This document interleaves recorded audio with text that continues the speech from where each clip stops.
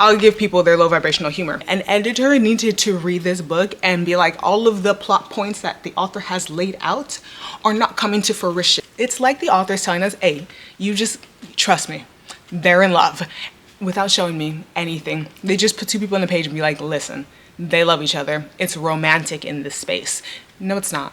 Hello everyone, welcome back to Chibi Reading. I am Chi, and today I'm going to do my best and worst of 2025. I'm gonna keep this short and sweet, this intro. 2025, I would say solidly what? A mid-tier reading year. I think I had a lot of bad books in my favorite genres, but a lot of good books in genres I don't care about. Romance and me, we were beefing the entire time, the entire year. I could not get a good romance book. I could not get a good romance plot. Even subplots in books for romance, they were just not doing it for me, which is a whole nother conversation where I feel like we as a romance community, romance readers, romance writers, romance publishers, romance editors, need to get it together.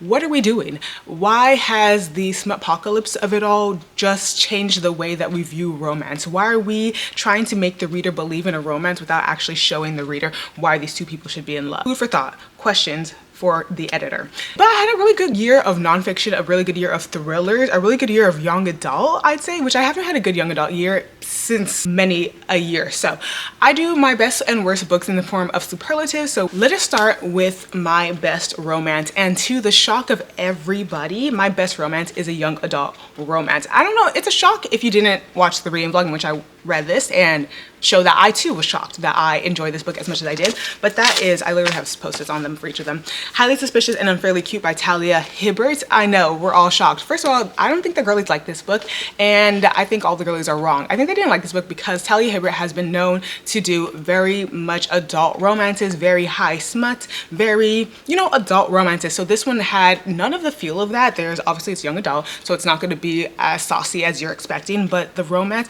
was done so well. I think she's one of those authors nowadays who can write young adult characters as a young adult, so it doesn't feel like, oh, this is someone who is literally 40 years past their young adult age writing about characters that they have no idea how to write their perspective. I think she did a really great job, and I think the romance in this was so cute. This is about two former best friends who have a falling out over a misunderstanding. Then they find themselves in a program in order to get a scholarship to university together, so they're fighting for the top spot, which puts them in close proximity, so they have to hash out everything that happened that ended their friendship, and if there's anything more. And they also are going through kind of like what they want to do with their careers, whether they want to do the things that they think they want to do or whether it's just their parents.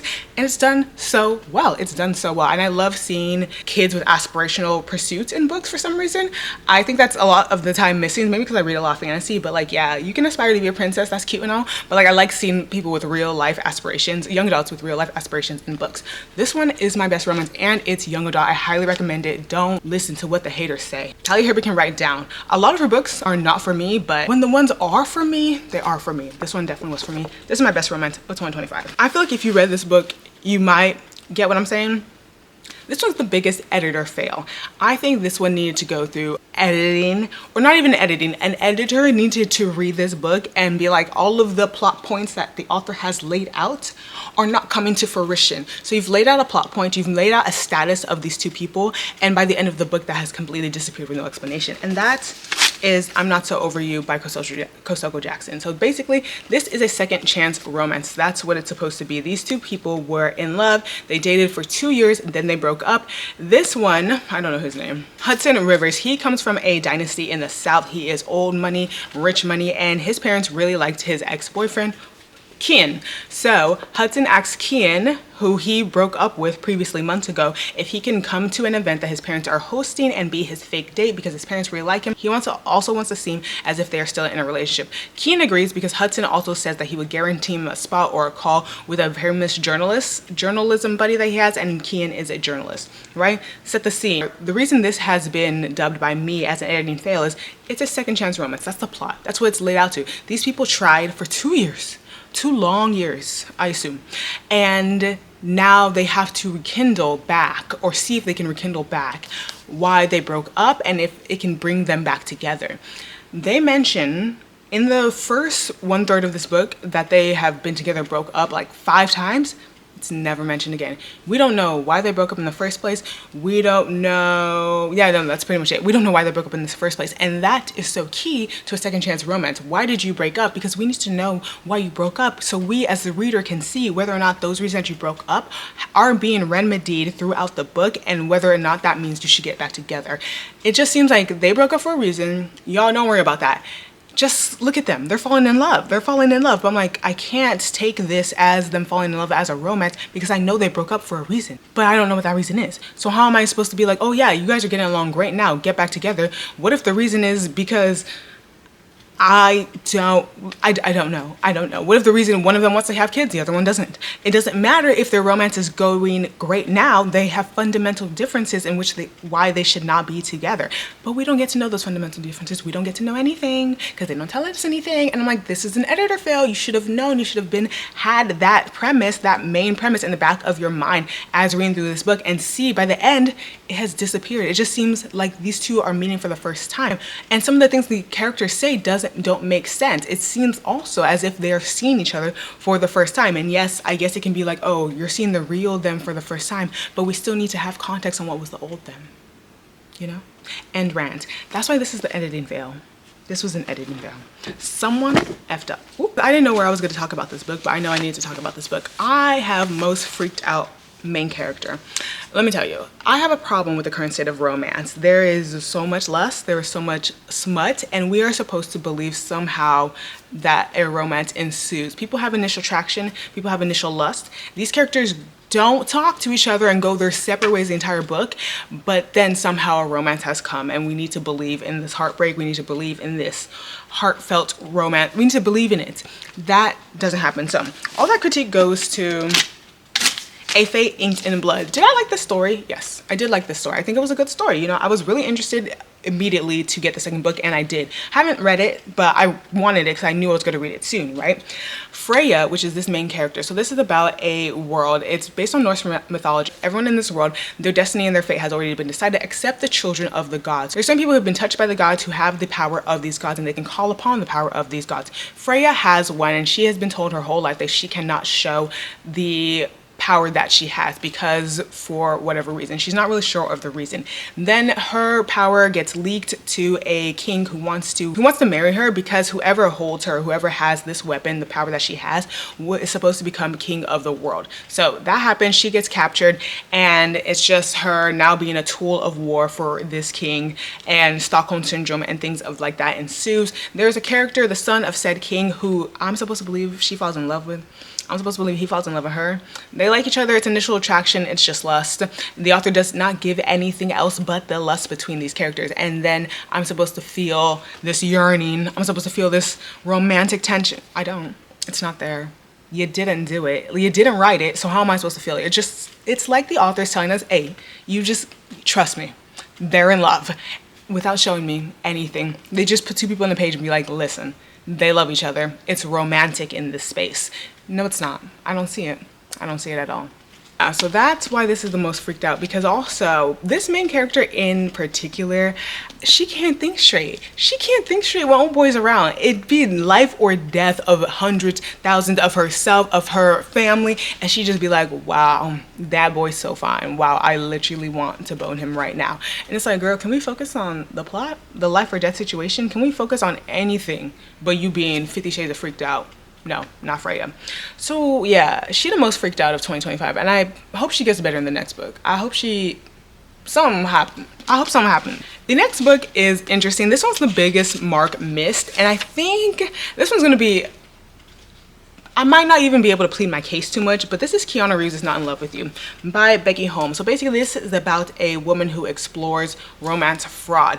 If you know me, you know that Catfish is my favorite show of all time. Literally, I love Catfish. Love that show. I love that show. I love that show. Keanu Is Not in Love With You is about just exploring the world. This journalist goes and explores the world of romance fraud. There is a big section, and I did not even know, on romance fraud in West Africa, specifically Nigeria, the Nigerian prince. If you are living in the Western world and you are Nigerian, every single time you tell people you're Nigerian, they're going to say something about being contacted by a Nigerian prince and you're supposed to laugh, but that's just not funny.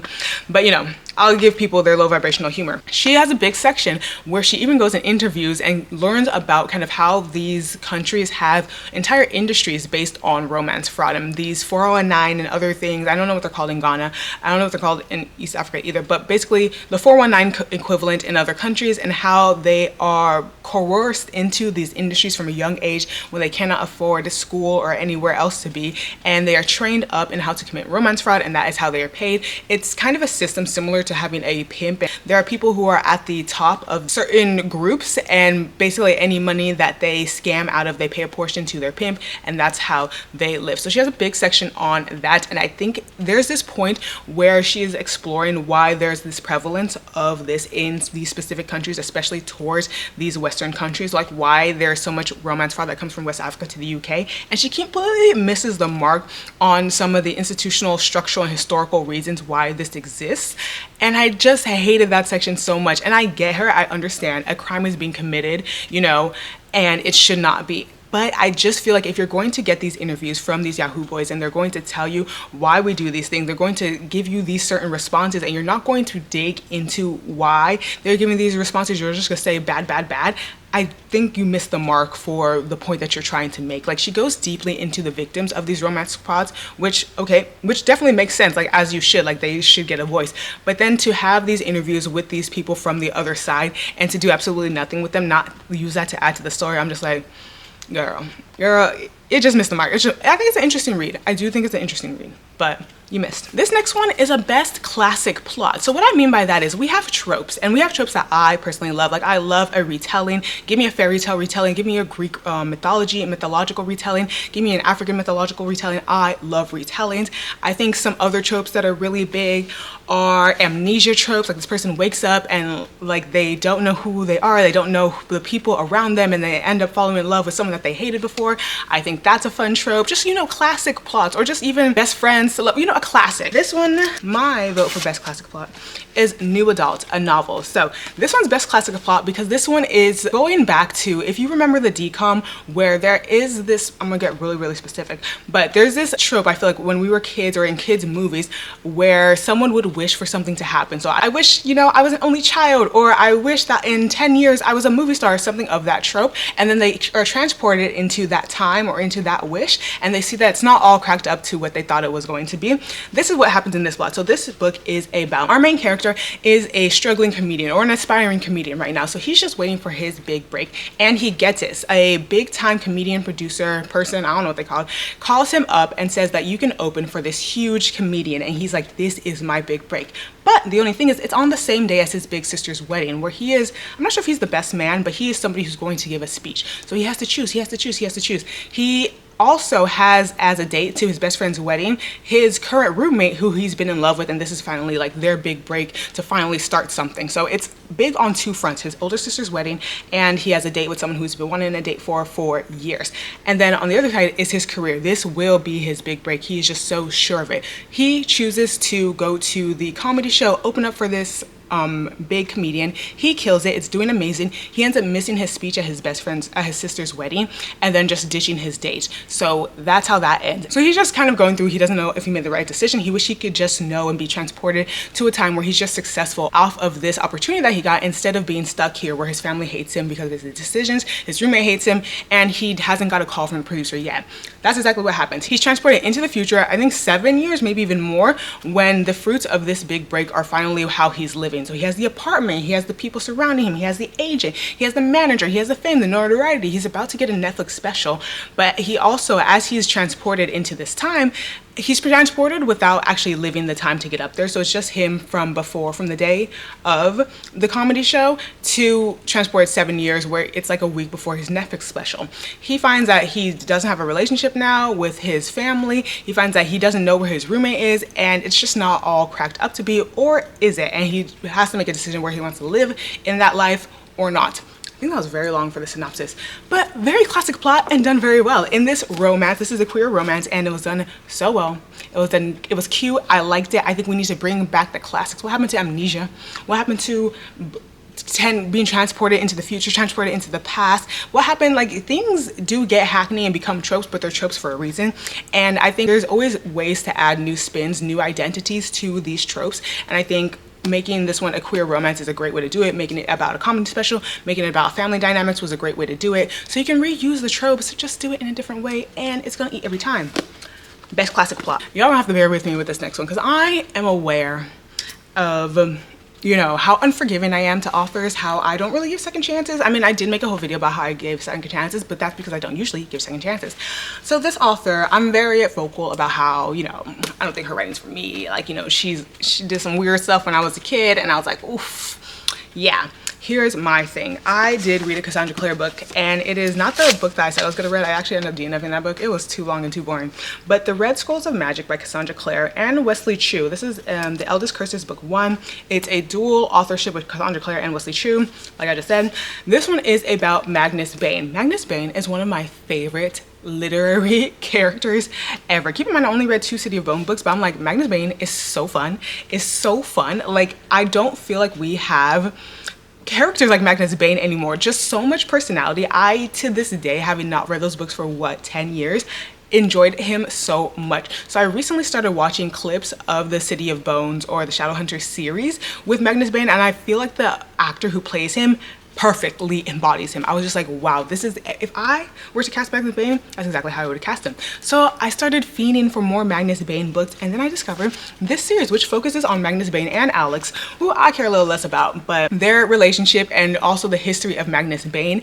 I ate this up. I ate this up. So basically this book follows Alex and Magnus, and they're on a trip through Europe, and they find out that Magnus may have been the warlock who started this warlock worshipping cult for the humans, and they're trying to raise a demon. So he needs to find out why there's a hole in his memory for when, if he did start this cult, for that time period, and why he would start this cult. I'm like, it was so good. It was so good. And I was just, this is the most unexpected, because first of all, if you would have told me in 2024 that girl in 2025, you gonna read not 1 but 2 Cassandra Clare books, I would have been like, I would have hung up the phone. I would have hung up the phone, because me? But this book was so good, and I highly, highly recommend it. Amazing. Most unique world. Most unique world, I feel like you can always guess, is always going to go to a science fiction book. Maybe sci-fi, no, maybe fantasy can get close, but science fiction, there's just, the realm of possibilities is crazy.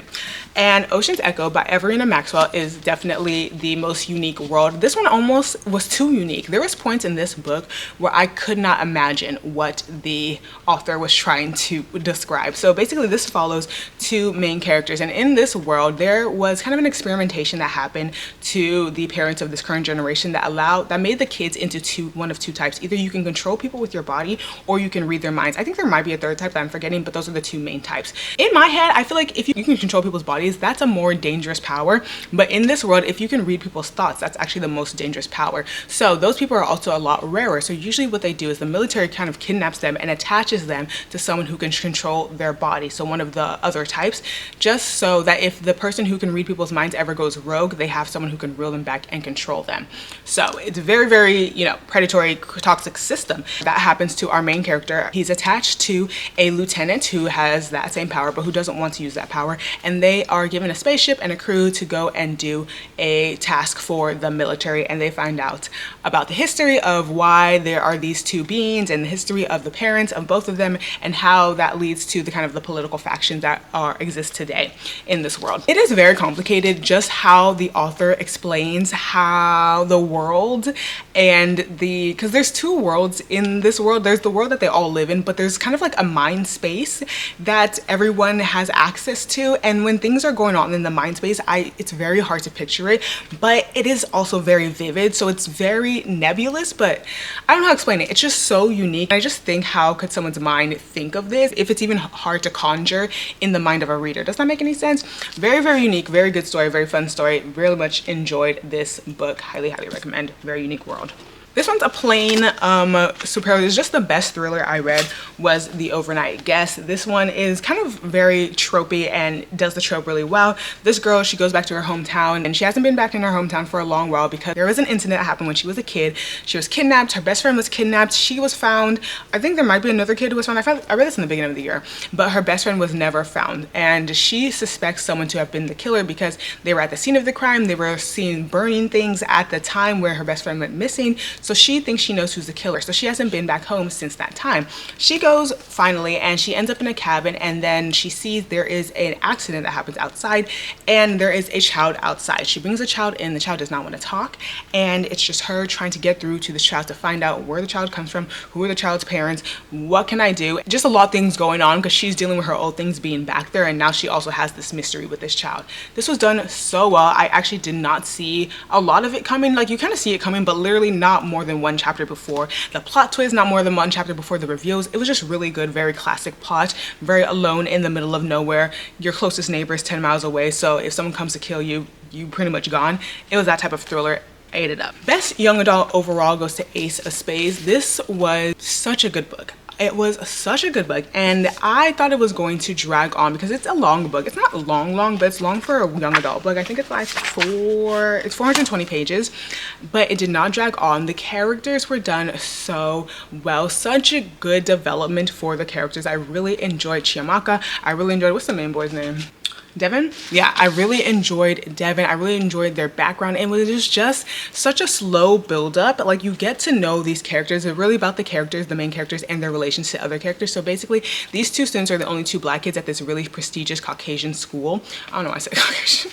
At this really prestigious all-white school. And basically, it goes into how they got there, how they maintain just life there being the only two black students with the kind of not the contradiction, but with who they are at their home and who they have to be at school in order to maintain certain facades. Like Chiamaka, she's like the HBIC at this school, and she has to kind of, you know, be a fake person, be someone who's kind of tangential to her true self in order to maintain this queen bee status. And Devin, he has a secret that he is harboring, and it just shows how they have their own separate lives. These two kids do not talk. They are the only two black kids, but they are not friends in any way. But then they start being bullied, harassed, just in huge ways, huge proportions, and it brings them together, and it also makes them evaluate the relationships that they have with all of the other students and all of their friends around them. So good, amazing, great. It was a thriller. It made me very anxious when reading it, which I hate, but it was such a good book, so I love that, and highly recommend. I think this had such a high review rating on Goodreads. I don't know, actually I don't remember. I just know the people I follow on Goodreads really love this book, and I agree, it's a great. This one's most unusual in a good way.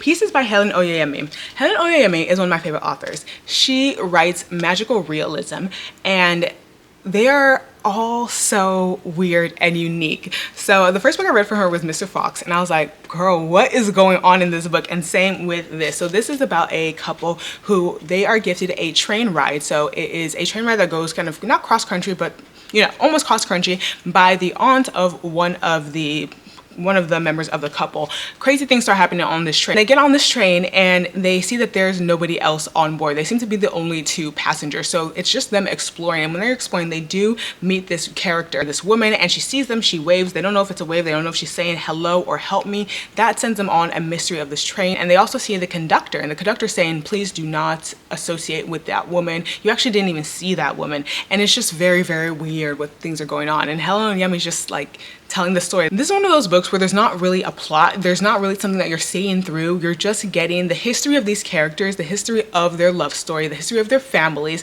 as well as what's going on with this train and why certain people are appearing and disappearing and why the conductor is saying things that she is. It's not something that's like, okay, I'm in the middle of the plot. There's a climax. There's going to be a penultimate point. No, you're just going by and page by page, just like understanding the story that Helen Oyeyemi is weaving, and it's so enjoyable. She is such a talented author. Her mind, I fear what's in there. Most unusual. I think that's what I said.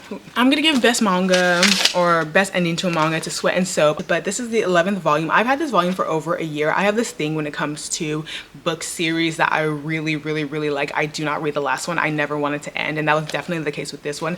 This is basically about a couple. They meet at the soap company that they work at. She has hyperhidrosis, so she just sweats all day. He is a scent creator, a soap maker. He's a product development of this company, and he just loves, he has the keenest nose you've ever seen. So she's very self-conscious about her sweat and her smell, and he can smell excessively. So two people that you wouldn't think would ever like be in contact with each other because they're both very sensitive to the other one's affliction. They form a friendship and then it turns into more. It's just so cute. It's so cute. And this is the last volume. Obviously they get married. I'm like, I love it. Tie it up in a bow. So cute. So happy. The last one. This one is very interesting. I think this is the best book I read last year that was not for me. And you ever like a book and be like, I liked it because I made myself read it, but it doesn't mean I want to read it again or read any more. I like wanted to know where the story was going and I wanted to know the end of the story. I was not along for the ride.